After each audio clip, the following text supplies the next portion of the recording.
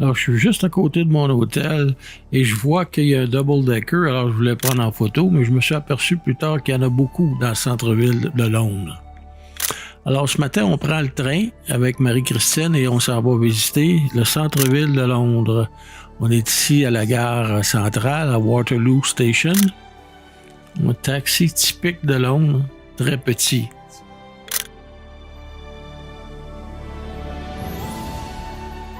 On traverse la Tamise à pied sur un petit pont et on arrive tout près du centre-ville.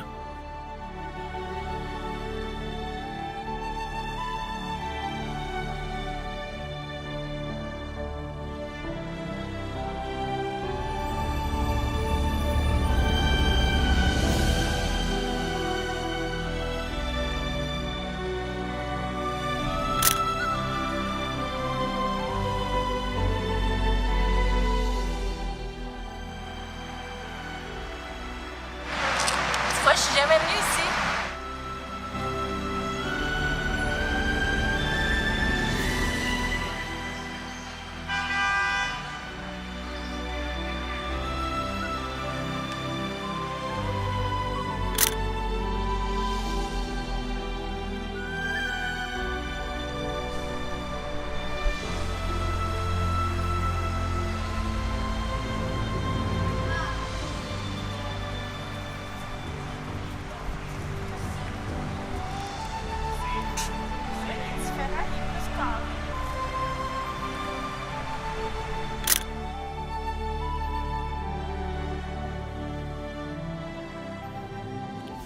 Alors, le London Eye, c'est une énorme grande roue directement sur la Tamise.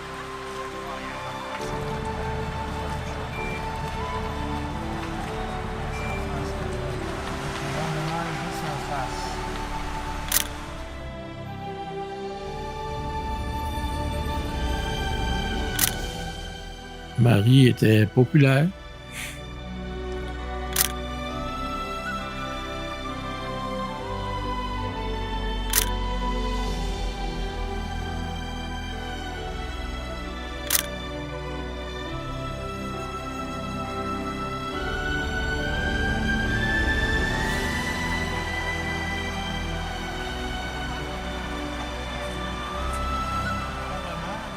Alors, le Parlement et Big Ben étaient en train de se refaire une beauté.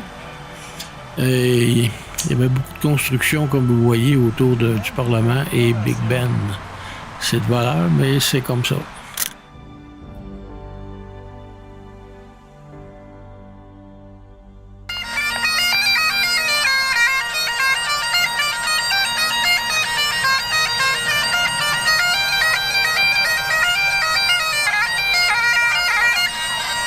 Je pense que le monsieur il aurait aimé ça qu'on lui donne des sous.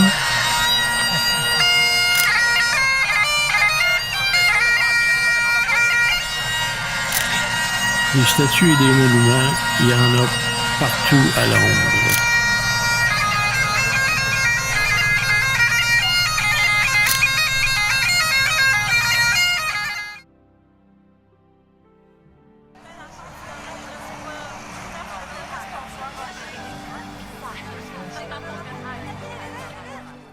Alors, un autobus double-decker typique du centre-ville de Londres, il y en a partout. Sont tous des double-decker parce qu'il y a beaucoup de monde à Londres et puis c'est une manière de minimiser le trafic. D'ailleurs, c'est ce genre d'autobus qu'on a pris, Marie-Christine et moi-même, pour tout notre voyage au centre-ville.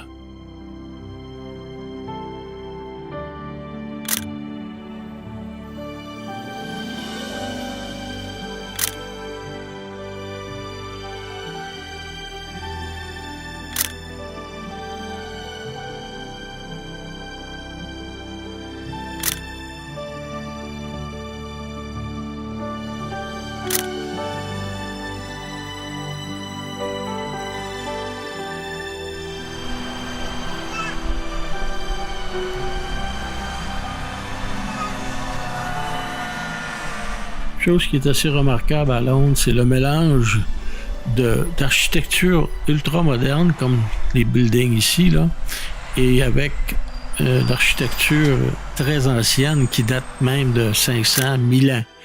Et c'est très, très, très spécial. Et très beau aussi. Alors, nous voici dans l'autobus encore. Et non, je suis pas arrêté, même si c'était très invitant. On se dirige ici vers le Tower Bridge.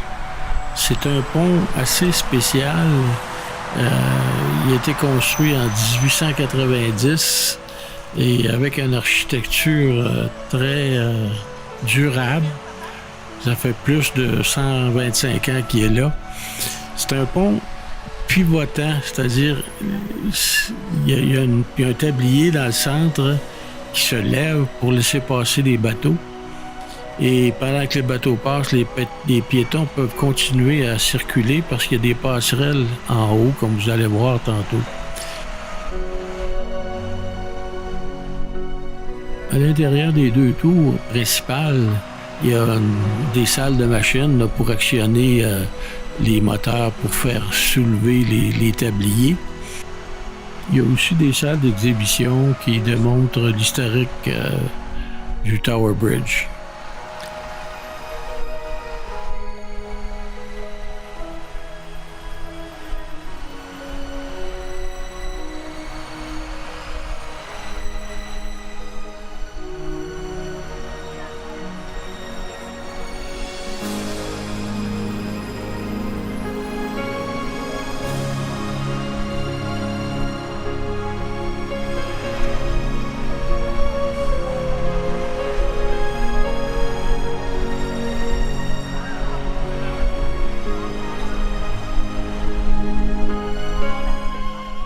Et juste à côté du Tower Bridge, aussi, on voit le Tower of London. C'est une forteresse qui abrite les Crown Jewels et c'est daté de 1000 ans et plus. En fait, les fondations originales de la ville sont à cet endroit. C'est un endroit assez spécial où on remonte l'histoire assez ancienne. On en voit même, vous allez voir un petit peu plus loin, qu'il y a un catapulte. Il y a des catapultes, là.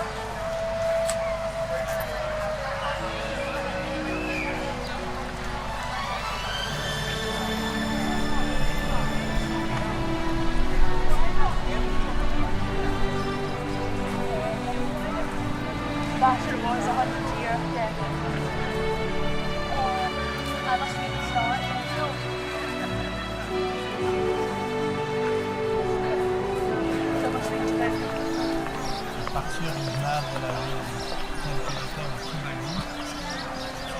Avec le Tower Bridge. Et les bloqués.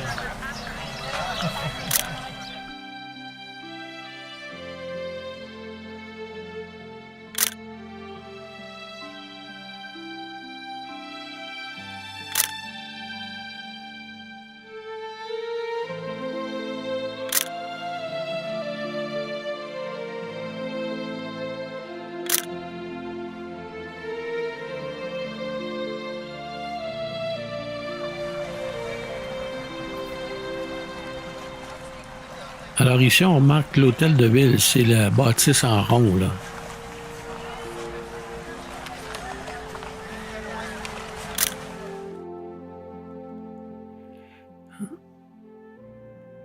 Et encore de l'architecture moderne composée avec de l'architecture ancienne. Ça fait un drôle de mélange.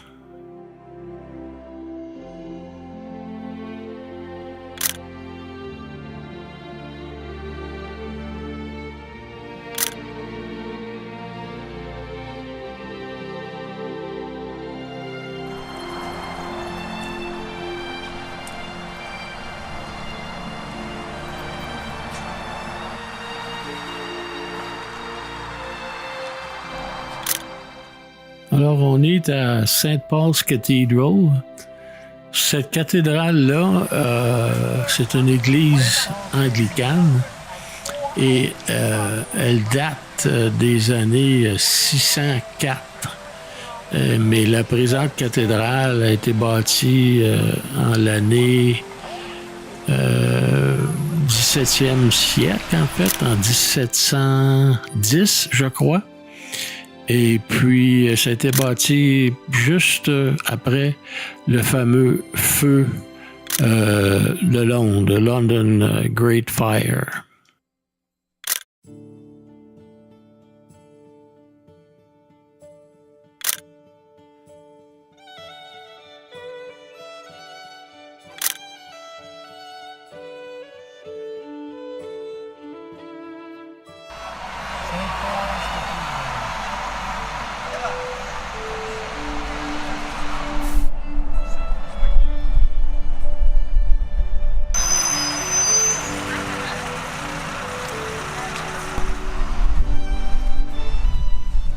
Alors, on voit encore le Tower Bridge. Alors, Marie-Christine et moi, on vient de s'apercevoir qu'on n'a pas pris la bonne autobus parce qu'il y a tellement d'autobus de touristes à Londres, c'est difficile d'y voir son chemin comme il faut. Alors, on a traversé le pont une autre fois et on a continué notre route et on a retraversé la Tamise encore une fois pour se rendre au Square Trafalgar et ensuite à Buckingham Palace.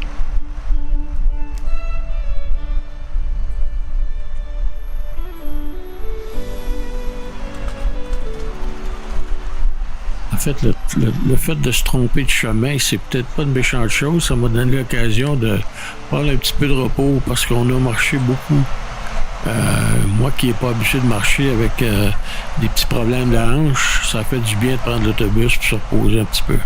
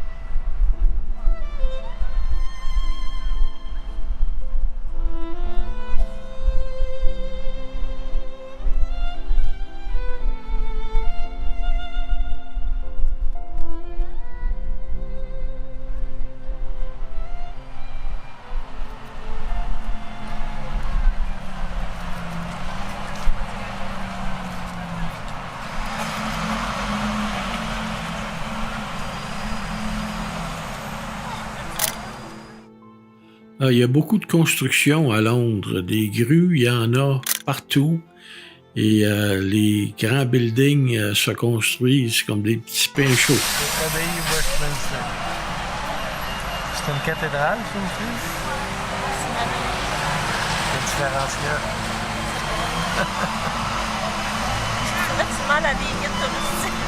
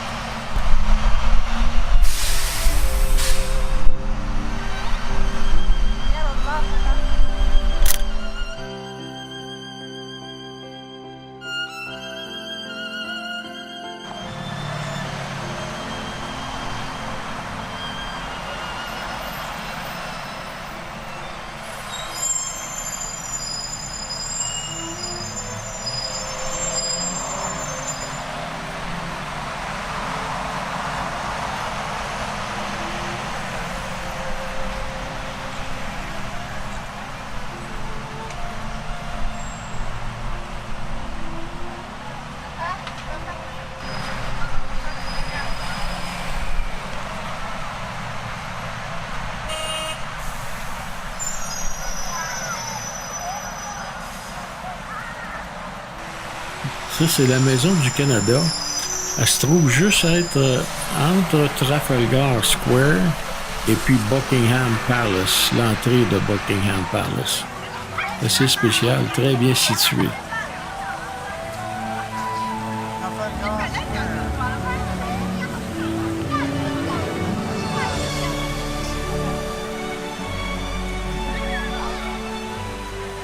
Fait que des touristes, il y en a partout. Partout dans le centre-ville de Londres. C'est une ville qui est très, très touristique.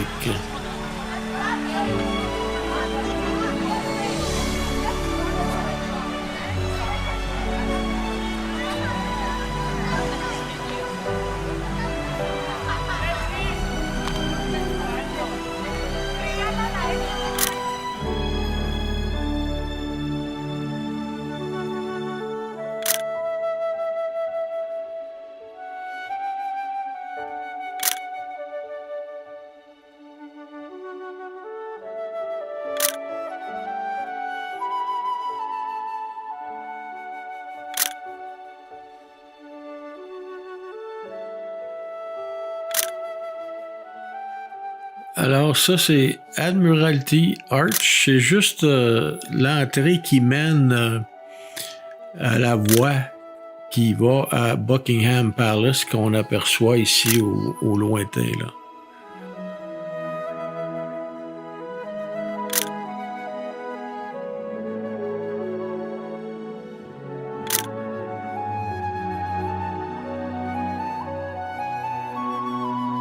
Buckingham Palace.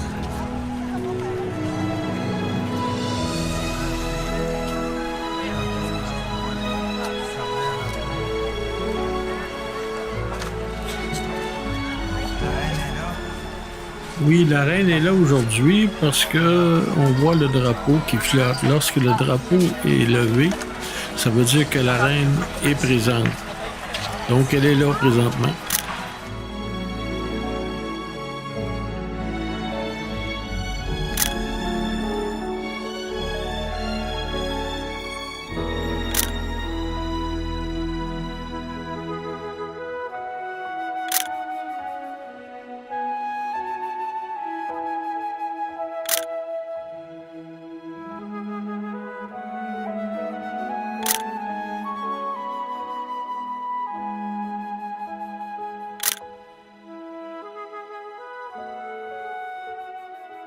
Buckingham Palace date de 1703, en fait. Ça appartenait au duc de Buckingham, mais c'est depuis 1837 que la monarchie britannique demeure là. Ils ont fait leur lieu principal de résidence à cet endroit depuis 1837. Le palais a 775 pièces. Et le jardin, c'est le plus grand jardin privé de Londres. Buckingham Palace, ça ne sert pas exclusivement comme résidence pour la reine, mais ça sert aussi pour toutes sortes de cérémonies pour le gouvernement et pour la famille royale.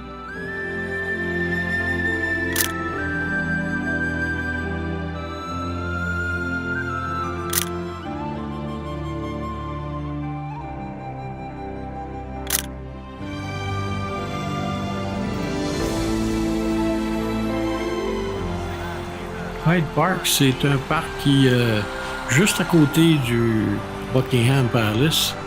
Il a été établi en 1536 par Henri VIII et puis qu'il l'a utilisé, lui, pour chasser. Il a été ouvert au public en 1637 et puis donc Hyde Park, c'est un très grand parc qui est juste dans le centre-ville de London. Il y a 350 acres, donc c'est énorme. Puis il y en a un autre jardin à côté qu'on appelle le Kensington Gardens, qui a 275 acres à lui-même aussi. Donc les deux ensemble, ça fait 625 acres de verdure, en plus de tous les îlots de verdure un peu partout dans la ville. C'est remarquable pour une ancienne ville qui a maintenu un taux de verdure assez grand depuis toutes ces années.